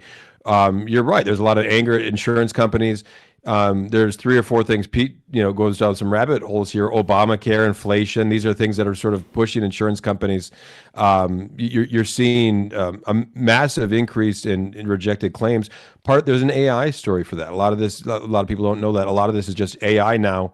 Is just okay. We're going to reject that claim, and eventually those things can get bumped up. But it's a big insurance story. But the crime itself, I'm interested in. How often do you see a killer who there's a scene? Have you seen Minority Report? That movie? Yeah, it's been a while, but yes. Yeah. So there's a great line where Colin Farrell's character says, we have an orgy of evidence. And he said, I worked homicide for 10 years. You know how many times I had an orgy of evidence? And they're like, how many? He's like, none. And that on this one we have the shooter. This is me and my wife were talking last night. Who goes to a McDonald's and you have the murder weapon with you?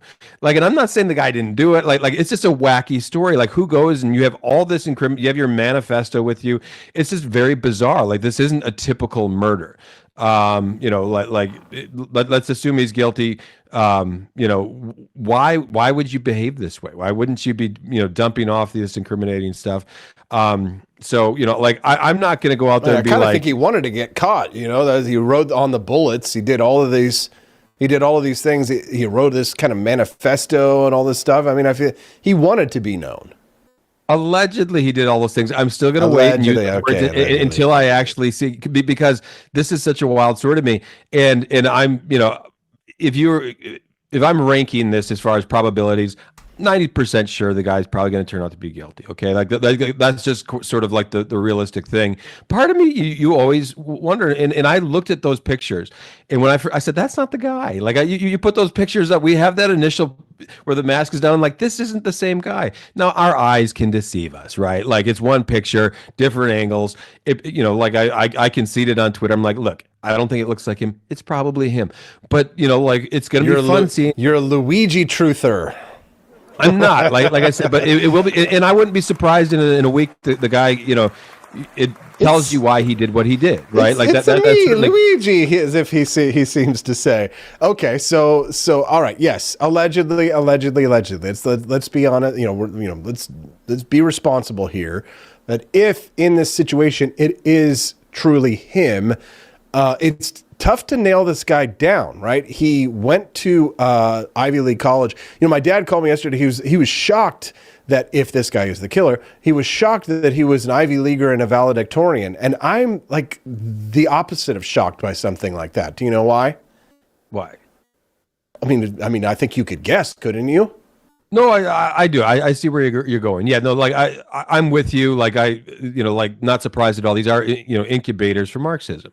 And if you look at like some of his thinking, he is an intelligent guy.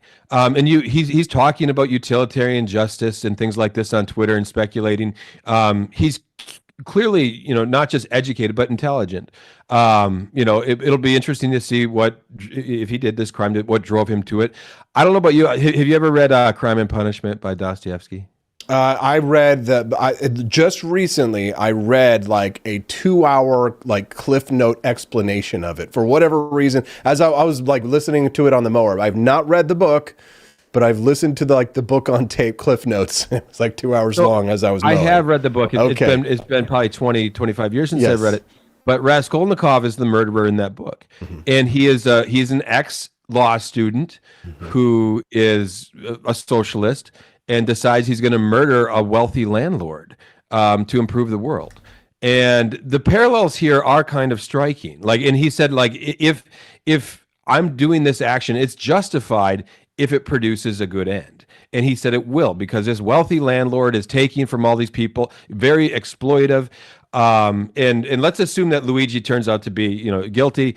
It's very much Raskolnikov, but instead of having a wealthy landlord, he's going after a healthcare CEO of it, who there's people speculating. Did this guy have a claim denied? Like I know did you see he has all these back issues that he was putting pictures up? He posted photographs of his back. So it's very likely that he was victimized by this health insurance system. Right. We're speculating now. Like let's concede that, but let's say that he did have racked up all these bills and was getting claims denied, and just decided he was going to improve the system by taking out in a CEO who was exploiting people in this way. You can see the mad reasoning there. And it's awful, but the frightening part for me was, let's say he went and murdered this man. Like, let's assume he did that. All the people that were cheering it and think it's a just thing. This is a very warped sense of morality. And it's terrifying when you see so many people that are out cheerleading that. And when I say people, I'm not talking about. These are people with influence. These are some of the most influential journalists in the world. These are some of the most, these are professors at elite universities. It's frightening to me that people could applaud something like this. Yeah, no, I mean, it doesn't surprise me that people are applauding this at all. Another fascinating tidbit in this one is his love, or at least his interest in the manifesto that was written by Ted Kaczynski, the Unabomber. And that's actually started to come around into vogue in libertarian circles as well. I'll frequently see libertarian meme accounts posting about industrial society and what Ted Kaczynski wrote in the Unabomber. In many ways, what Ted Kaczynski talked about how technology would remove us in many ways from our humanity and would cause us to become more isolated. His predictions were true. There's kind of almost a fine line between genius and insanity, isn't there, John? Oh, I think you'd see that with a lot of people. Many brilliant people in history were also, you look at Newton, right? Like Newton was one of the most brilliant men to ever live, but he was, this reclusive guy that had all these weird quirks. And yeah, the Ted Kaczynski angle is interesting.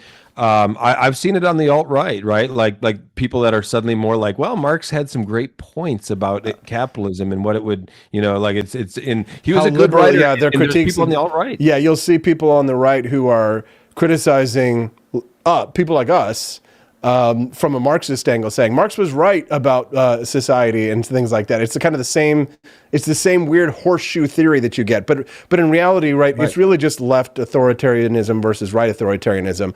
The left and the only, like, in many ways, functionally, the differences between the left and the right when it comes to the authoritarian is that one group goes to church and one group is very anti-church. There is a segment of that for sure, but morality is in a very weird place, and you can look back at big ideas like Nietzsche was always, he declared God dead, but he was terrified of what was going to replace God. Yeah, and I think we're seeing it. It's this sort of postmodern nihilism, Marxism, where you can justify murder. It's this. And it predated Marx too. Let's be fair. Like utilitarianism, predated Marx, and we're seeing it now. Like if we think this is going to achieve some good, okay, that action's okay. And this, we like I said, we saw Luigi kind of speculating on that idea of justice. The problem is, and I've written about this a little bit. You don't know what any action's going to have as a consequence, right? This is where central planning goes wrong. People say, well, we're going to do this. We're going to deprive you of your property. But it's going to create a better world because all these things are going to happen. Well, we can't predict the future. And socialism as an economic system failed because of that. Everybody thought, well, we can plan society this way. But you do things, and guess what happens? Like things don't work out, and you go down different paths. And I think you can apply that to murder too. You'd say like, oh, well, if we take out this one person, I did it there was an episode of The Twilight Zone on Hitler, right? And you ask people like, if you could go back in time and kill Hitler, is that the right thing to do? And an amazing percentage of people say, yes, you should go back in time and kill Hitler because it's going to do all this good stuff. The Twilight Zone episode shows that history doesn't work that way. Life doesn't work that way. You might think you're doing this, but it's going to go somewhere the else. Unexpected outcomes. Yeah, it's funny you bring that up because my wife had never seen this 1990 movie with John Belushi. It was called Mr. Destiny. And I was watching it last night with my kids. Oh, really? Okay. Yeah. It must be like popping up in the recommendations or something. Always loved that movie. Yeah, it was a great movie. I remember seeing it as a kid, and it's a great moral lesson because you think, oh, if I'd only hit that baseball as a kid, everything would be great, my life would be wonderful. And he realizes that at the end of the day that he missed his old life because despite all the challenges and problems that he had, like he really was meant to be, with his wife that he loved and with all these things. So like the money and the power and all these things didn't bring him the happiness that he really wanted. And I love that it's Christmas right now because people are watching Scrooged and they're watching the lessons. They're watching the Christmas Carol story, which is also another really important moral tale along those same lines about how you have only a certain amount of time on this planet and that what are the things that really matters. I mean, listen, as heartless a capitalist as I may be, money is not the primary motivator of my life. Right. It's totally agree. It's the people in my life and like the generosity, the friends that I have and money is the means to the end. Right. And the end is spending more time with my family, being able to take them, treat them, spend more time with my friends. Right. Be able to enjoy more time with the things that really matter. But money gets in the way of that. I mean, my next question on this was going to be, related to our health insurance system here. It's a scam, John. This whole system is a scam. On one end, you have this system set up to fail because of the whole pre-existing condition question, which if you question, you're heartless. And whether or not you're heartless or not, the laws of supply and demand and economics, if you buy fire insurance after you're on fire, you're never going to want to buy insurance. Right. And now everybody wants to go runs up the cost of healthcare because they go to the doctor for every little cold or sniffle or thing or whatever, because you're not paying for it. It's going through the insurance companies. Right. But then insurance companies deny claims on things that people really need. I mean, I can completely identify with people's rage. But the problem, of course, is that the outcome of this most likely is going to be single payer. Is it not, John? Yeah, but I think that might have been the plan all along, to be honest. If you look at the architects of Obamacare, that was sort of, like there was all the talk then that this is a Trojan horse for single payer. And you make good points, and I agree with you. And we don't have a functioning healthcare market, right? This is not a market in any sense of the word. But like just to cover myself, Matthew Iglesias has pointed out, I don't know, a month or two ago, I saw this. If you look as a percentage of GDP, if you're a bean counter, healthcare spending in the U.S. has kind of plateaued. Like it's no longer consuming. Like if you look at that line, it had been just creeping up year after year after year as a percentage.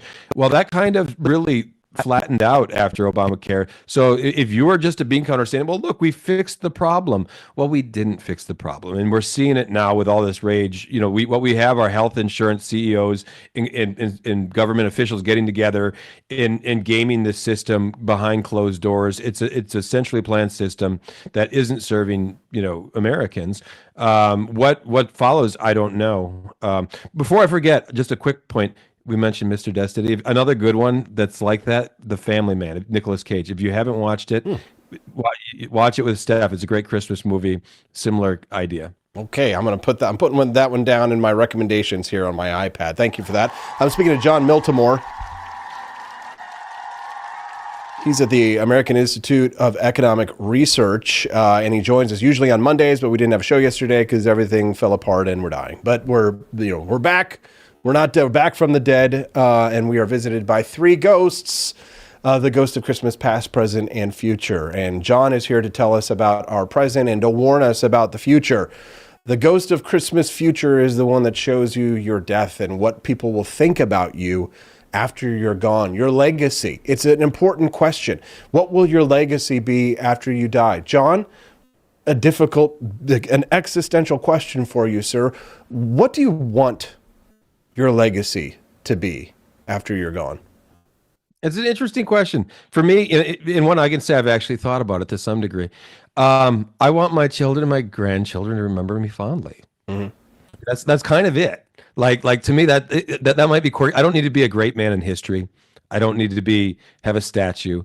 I would like the people in my life, my friends, my family, to remember me fondly, and that's about it. Like to me, that's a life that is well lived. And I think of people in my own life, like the ones that I looked at, like, oh, that he did it right.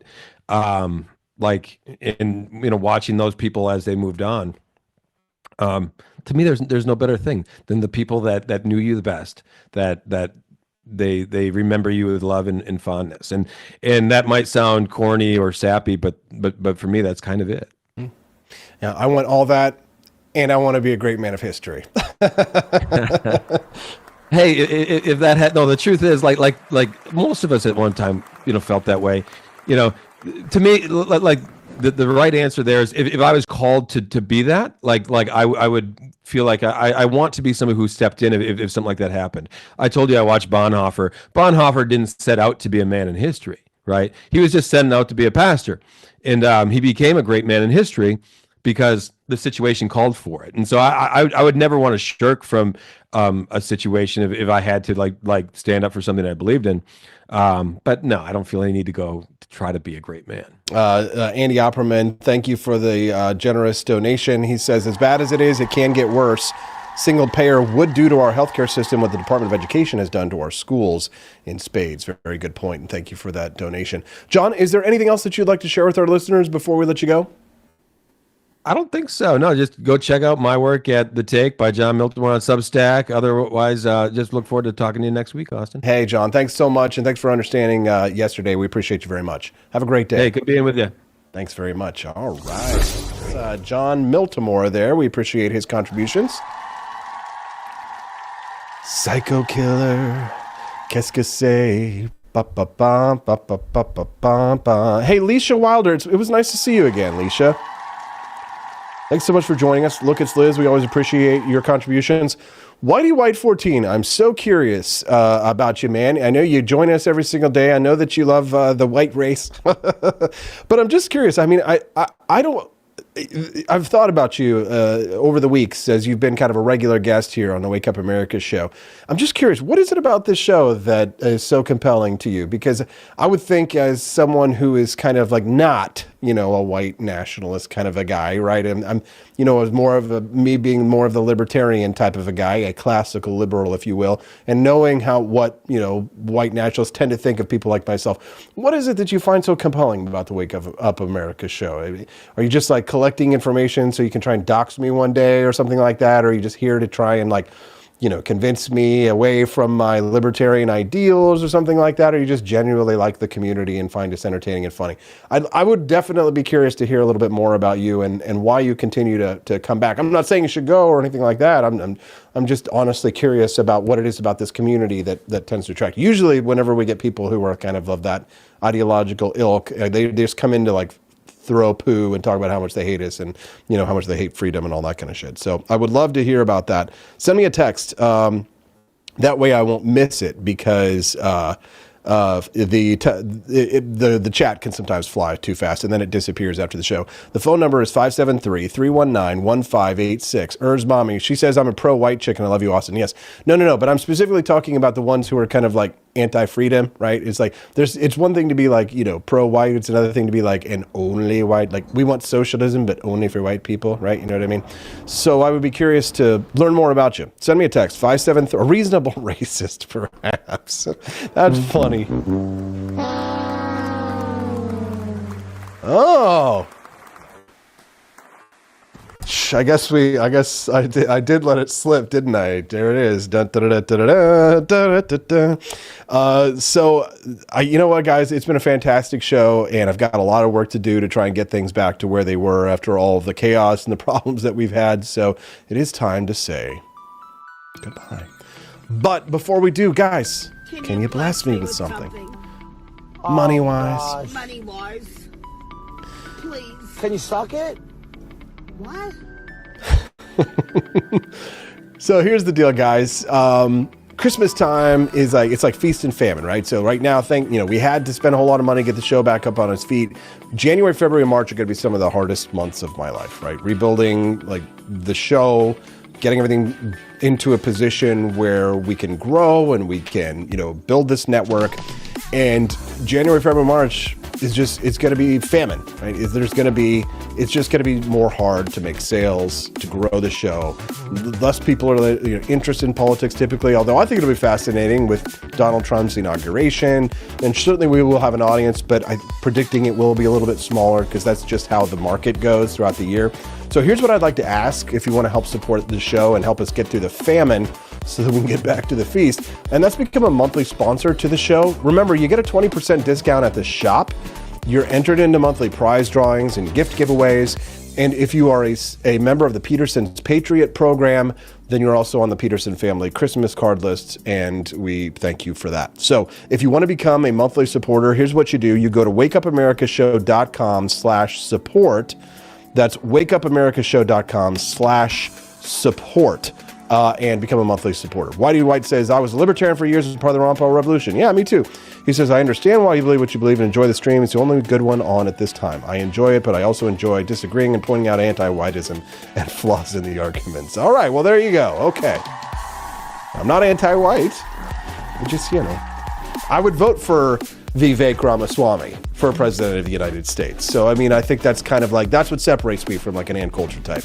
I would think Vivek Ramaswamy would be a great president of the United States. I supported him for president of the United States. So I don't care if he's Hindu, dark brown or whatever, right? If they, it's like, oh, you wouldn't vote for a woman for president of the United States. Well, that's a little bit harder for me, a little bit dubious. I'm not racist. I'm misogynist. Oh my God. Sorry, ladies. I don't know why any women watch this show. It's true. Latrell, L-Dubs, I'm so glad to have you guys here. We got Leisha Wilder, L-Dubs. This is a show, if you really think about it, it's kind of wild. We got, white, pro-white types, right, the white nationalist types, and then you've got Leisha Wilder and Latrell.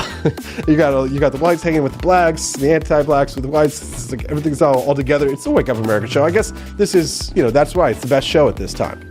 It is the best show at this time. Thanks, guys, for supporting it. We appreciate you. Thank you for all the Rumble Rant donations and the purchases that you made at the shop this morning. Love you. See you guys here tomorrow morning with Judge Napolitano on the Wake Up America show on the 4 Liberty Network. Bye, guys.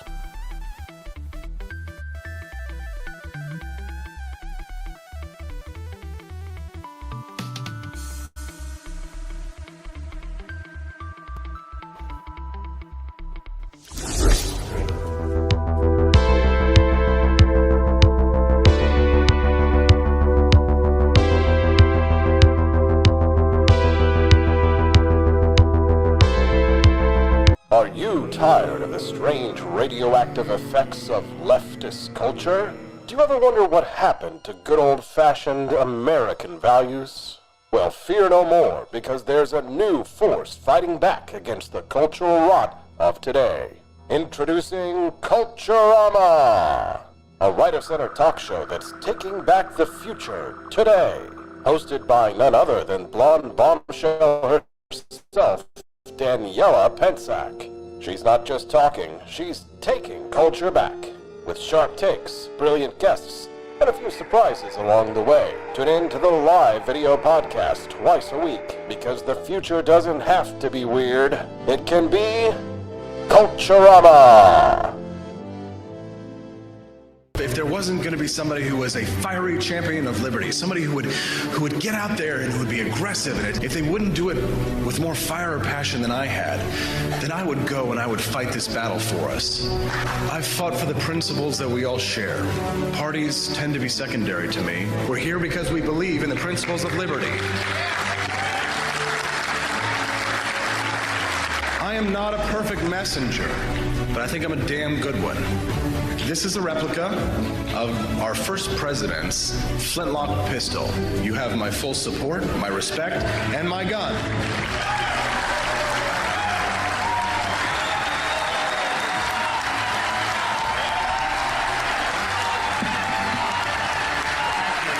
I think that the heart of my philosophy is much more libertarianism than well, that's the fashionable word these days, I guess. A conservative is no longer just that. He's a libertarian and always has been.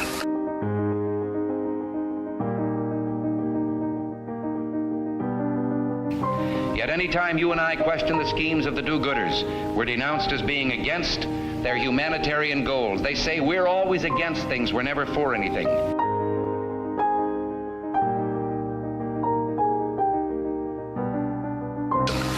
What is fascism? Fascism is private ownership, private enterprise, but total government control and regulation.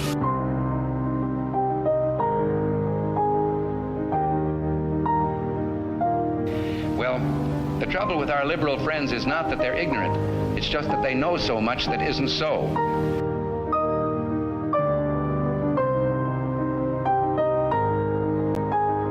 If we lose freedom here, there's no place to escape to. This is the last stand on earth.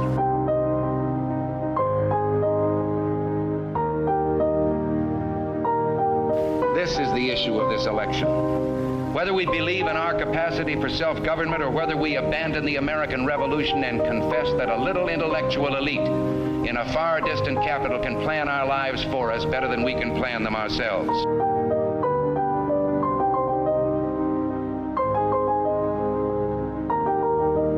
The conservative, so-called, is the one that says less government, get off my back, get out of my pocket, and let me have more control of my own destiny.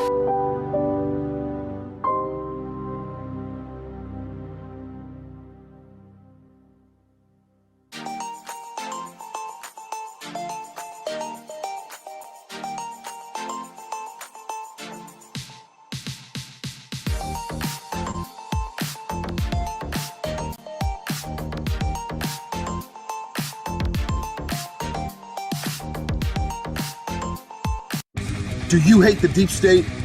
Do you reject the Antichrist in all his ways? Do you believe that aliens controlled LBJ to assassinate John F. Kennedy?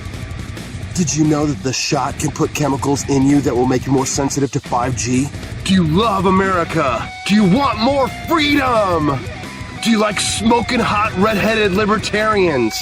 Then the AP for Liberty shop is for you! Check out all the awesome new merch and have a happy new year! Fight the deep state! Reject the Antichrist! Visit AP for Liberty shop and get your patriotic merchandise now, or the deep state wins!